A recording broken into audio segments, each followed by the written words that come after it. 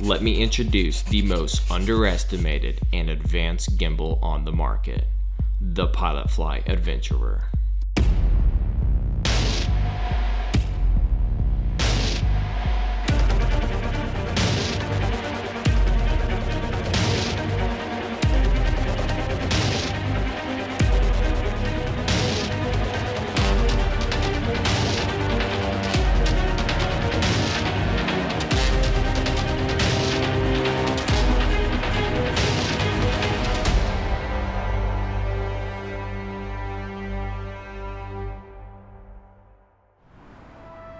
Remember when you told me you believe in something and you said you're done pretending that fate is patient. Go run away, get it out of your system. Come back when you're older. Go find a place where you can't be the victim. And come back when you're older. Over here getting the drone, the iPhone X, and the A7R2 shot. Got Nadine Raw performing all of the modeling today.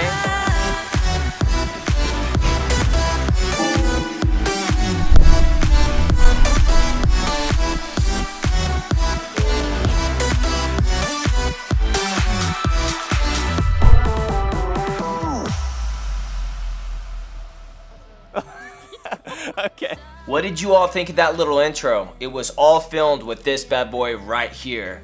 Welcome to the Pilotfly Adventurer long-term review. But it's okay. There's good in changes. Go run away, get it. My name is McCall, and a few things before we get started here. Pilotfly is not sponsoring this video in any way, shape, or form. These are just my honest thoughts and opinions on the Adventurer gimbal after a little over 6 months of use, okay? Now also, if you all want to see everything that comes in this kit right here, I made a complete unboxing video. If you click the link right up here above, you can check that out. And if you are also interested in seeing a full feature set of everything this gimbal has to offer at the time of its release, you can click this link right up here above, and I just kind of ramble on about a lot of the features. This video, however, we're going to highlight just a few different topics, including the good and bad about the gimbal.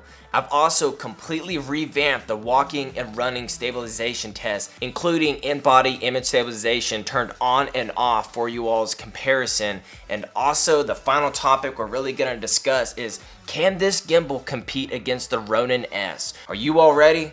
Let's get started. Alright, when it comes to features, this gimbal really does not hold back. Let's talk about the most obvious thing. You got this 45-degree slant right here. A lot of you that have flip-out screens for Canon or Panasonic GH5 users, this gimbal now offers a right-handed motor so that you all can flip out your screen and you'll still have full functionality of everything else. Another really great feature is this OLED display. You can see what gimbal mode you're in, your camera preset, battery life, as well as a little bit of other information in there. Now the joystick, when you tap it twice, you can put it into a selfie mode. I also have it programmed to where you hit it 3 times and it turns the motors off, so I can adjust the gimbal real quick or do whatever. Hit it 3 more times and it's turned back on. Now there's a lot of other things you can do in there. Those are the main things that I use the joystick button for. This gimbal has zoom buttons. The unfortunate part about this though is there's not too many lenses that allow that zoom function because they're all manual. This lens right here, the 18-105 f4 lens, I am allowed to use that function because it's got the rocker lever over here on the side. Alright, another cool feature I'm gonna go through are the modes. Now, I'm just gonna highlight them all real quick. I have it set to follow mode, so that means, it's just gonna follow all of my movements, and then when I hit the mode button twice, I'm now in pitch lock mode. I should only go left and right, not up and down. 3 times, it's gonna be what's called the all lock, also known as the chicken head. It really shouldn't move, it should stay straight. Then I hit the mode 4 times, and I'm now in all follow. Now this is where you can do a little bit of that Dutch angle stuff. However, it's not used with the joystick, so it's a little funky to use. This is my least favorite mode only because it's so difficult to use. Now we're gonna go into mode 5. And this is pitch follow mode, so now it's only going to go up and down, no panning left or right. And then The sixth mode that has just been added as of this month is the Dutch roll.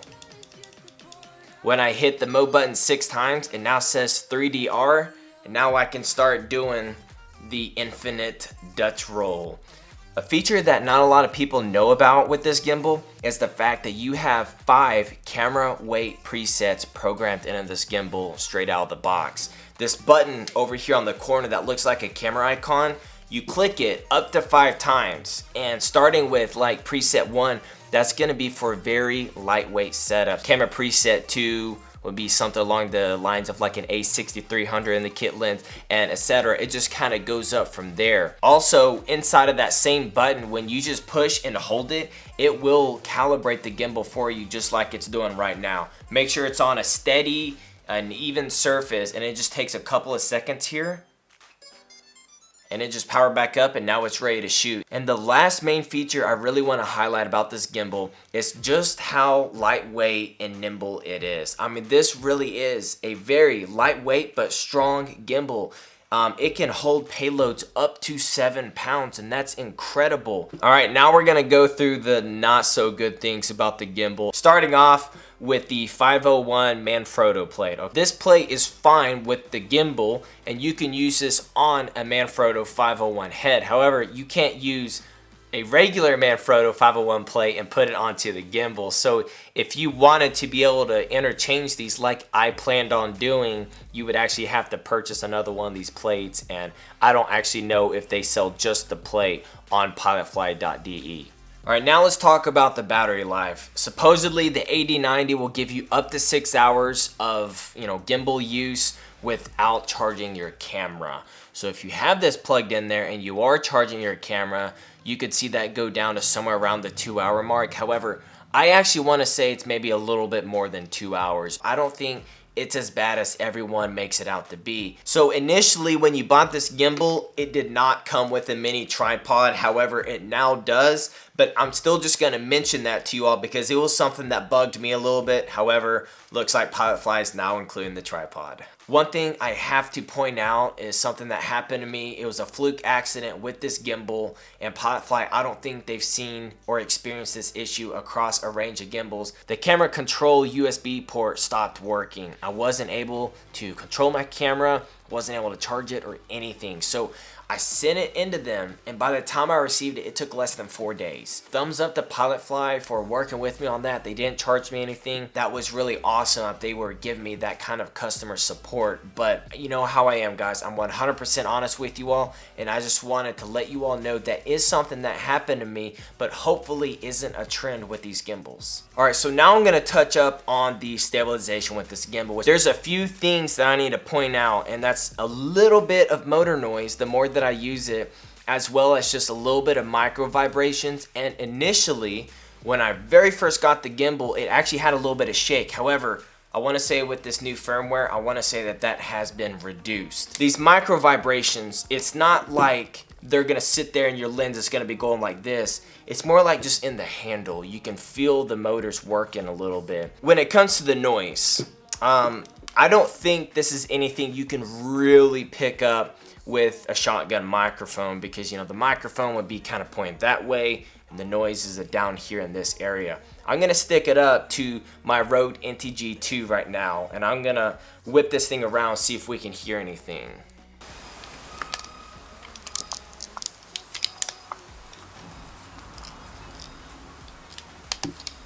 It's not loud. Like I said, I don't think you're gonna pick it up with a microphone on your camera. I'm just pointing out the fact that it's actually giving me a little bit more noise than initially when I first got the gimbal. Another thing I really dislike about this gimbal is the fact that it doesn't have very good app support. If you're on iPhone, you can get a reliable connection to it. You just have to use the simple BGC32 or the Basecam app.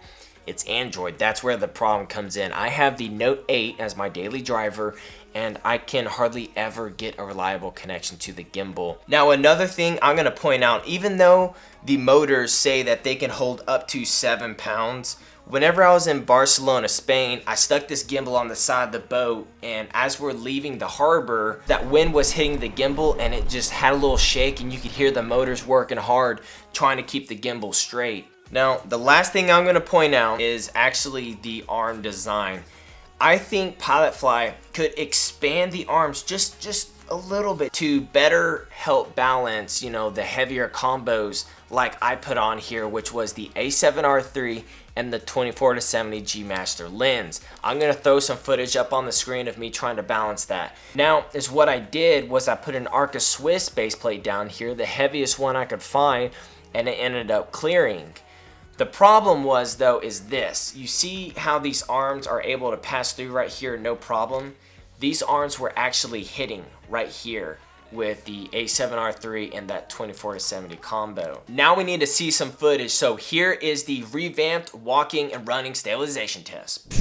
Alright, so just a little bit about the setup before we do the stabilization test so that you all don't have to ask all these questions at the end of the video. I have the Sony A7R3 paired up with the 18-105 f4G lens, and I plan on being at the 18mm wide angle spectrum of the lens. Now yes, this is a crop lens. The reason being is because when I shoot in 4K on this camera, I like to do the Super 35 mode because it gives me just a little bit cleaner results at the end of the day.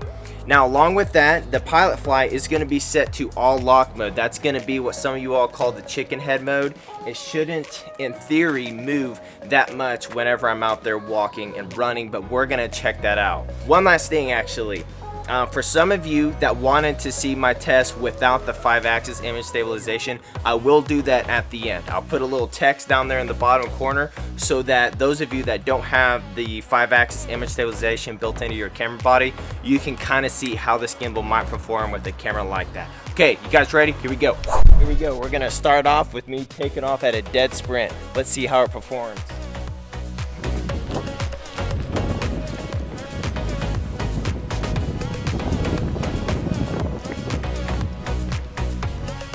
So now I'm just gonna walk down the sidewalk, just one arm holding the gimbal, and I'm not gonna pay too much attention to my technique, trying to do that ninja style walking. I'm just gonna walk kind of normal and let's see how it looks.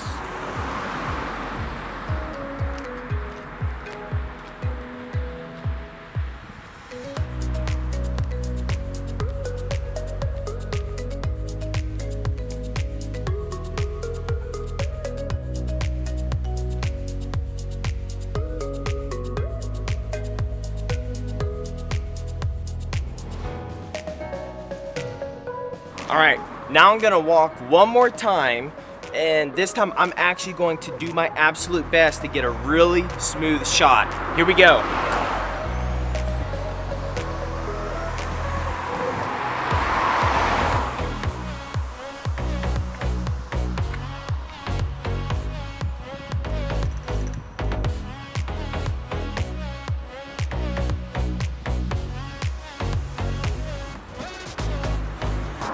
Alright, so I have turned off 5-axis image stabilization, so this is for those of you that don't have that built into your camera body. Now this time I'm going to sprint downwards and I'm going to walk backwards just to kind of speed things up a little bit, and you all can see if this is something that might interest you. Alright, here we go.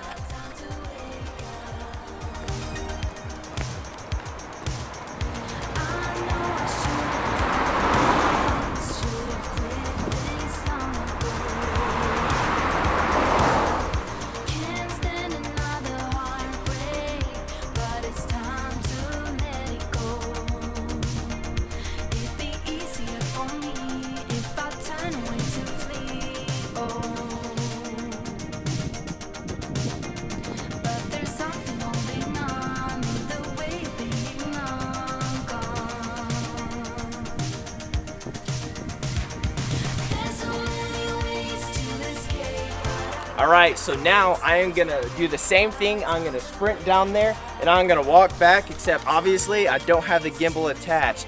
And this is just going to prove how much a gimbal actually helps stabilize your footage. Alright, y'all ready? Here we go.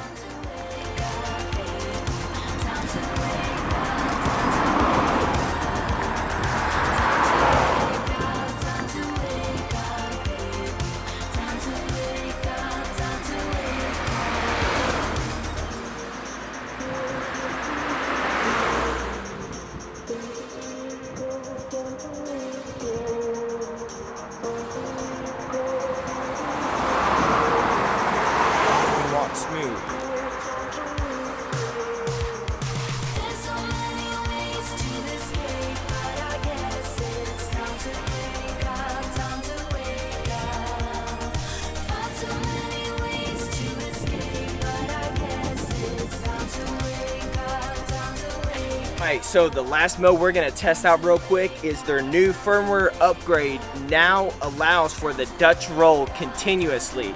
So if I hit the mode button 6 times, 1, 2, 3, 4, 5, 6, it now says 3DR and I can now begin doing the Dutch roll. And I'm going to show you all how that looks like.